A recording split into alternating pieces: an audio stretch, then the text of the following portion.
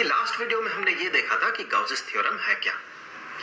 गाउसेस theorem ये हमें बताता है कि अगर कहीं कोई क्लोज्ड सरफेस हो, जैसे कि यहाँ पर ये जो है ये क्लोज्ड सरफेस है, बिल्कुल क्लोज्ड है, तो उसमें जो इलेक्ट्रिक फ्लक्स बनेगा, टोटल इलेक्ट्रिक फ्लक्स, ये बराबर होगा ये अपने अंदर जितना चार्ज कंटेन करके रखा हुआ है, जैसे कि इस फिगर में दिख रहा है ये इतना Q चार्ज कंटेन करके रखा हुआ अपने अंदर, तो वो Q डिवाइडेड बाय जो इस मीडियम का, यहाँ पर जो भी मीडियम है, जो इस मीडियम का एब्सोल्यूट परमिटिविटी है, वो जो कि यहाँ पर दिख रहा है।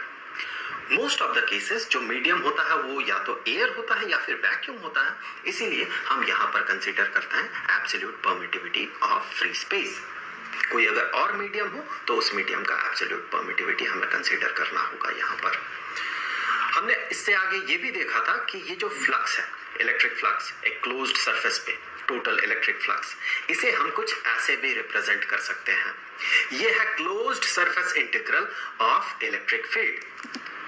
तो हम इससे आगे ये भी कह सकते हैं कि closed surface integral of electric field is equal to charge contained divided by absolute permittivity of the medium.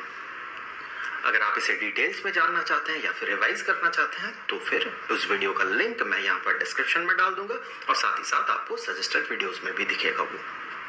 तो अब यहाँ से हम आगे बढ़ते हुए इस थ्योरम को प्रूव करने वाले हैं।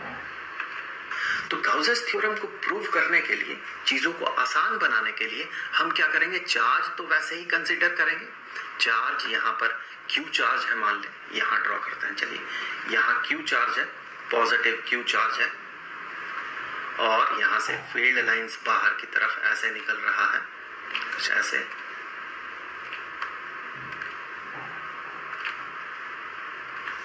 ऐसे और भी कुछ फील्ड लाइंस बना लेते हैं, कुछ ऐसे, और एरो लगा दे, ये इंडिकेट करेगा कि पॉजिटिव चार्ज है, वहां से बाहर की तरफ फील्ड लाइंस निकल रहे हैं।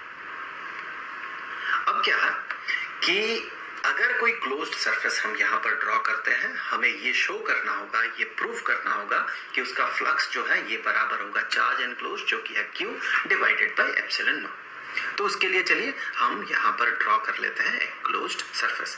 चीजों को आसान रखने के लिए हम जो क्लोज्ड सरफेस यहाँ कंसीडर करेंगे वो एक स्फेरिकल क्लोज्ड सरफेस होगा, और उसके सेंटर में हम रखेंगे इस चार्ज को। आगे चल के हम ये देखेंगे कि इस चार्ज को आप सेंटर में रखें ना रखें कोई फर्क नहीं पड़ेगा, ये हम रिप्रेजेंट कर सकते हैं, समझ भी सकते हैं।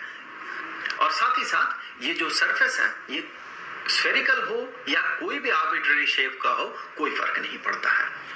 ये हम बीएससी के वीडियोस में देखेंगे कि क्लोज्ड सरफेस जो है ये किसी भी आर्बिट्ररी शेप का अगर हो तो हम गाउसेस थ्योरम को कैसे प्रूव कर सकते हैं। फिलहाल सिंपली इसे प्रूव करने के लिए हमने यहाँ पर एक स्फेरिकल सरफेस कंसीडर किया। इस सरफेस को, जो सरफेस हम इस तरह से ड्रॉ करते हैं, इस सरफेस को गाउसियन सरफेस कहा जाता है। और गाउसियन सरफेस ऑब्वियस सी बात है ये हमेशा एक क्लोज्ड सरफेस होगा। तो ऐसा एक स्फीयर, ये क्लोज्ड सरफेस।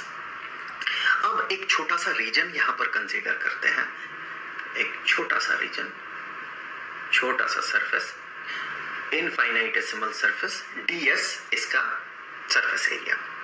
और ये जो स्फीयर हमने ड्रॉ किया था इसका एक और प्रॉपर्टी यहाँ पर लिख लेते हैं कि इसका जो रेडियस है ये रेडियस है r। तो फिर अब चलिए देखते हैं यहाँ पर इस रीजन में जो इलेक्ट्रिक फील्ड बनेगा, डेफिनेटली ये इस चार्ज से आउटवर्ड होगा। और ये जो ds है ये तो एक वेक्टर क्वांटिटी है, सरफेस एरिया को वेक्टर क्वांटिटी की तरह ट्रीट किया जाता है। इसका डायरेक्शन कैसा होता है, इसका डायरेक्शन होता है इस पे नॉर्मल और नॉर्मली आउटवर्ड्स। तो आप ध्यान से यहाँ पर लॉजिक लगाएं कि ये एक स्फीयर है, इससे नॉर्मली ऐसे बाहर की तरफ फील्ड लाइंस निकल रहे हैं, तो इलेक्ट्रिक फील्ड का डायरेक्शन इस डायरेक्शन में हुआ।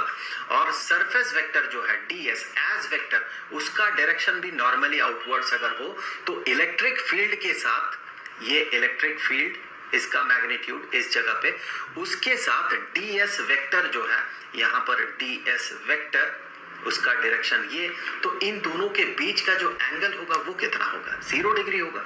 ये हर जगह पे लागू होगा। जैसे अगर आप यहाँ पर एक रीजन कंसीडर करते हैं, यहाँ भी जो उसका मैग्नीट्यूड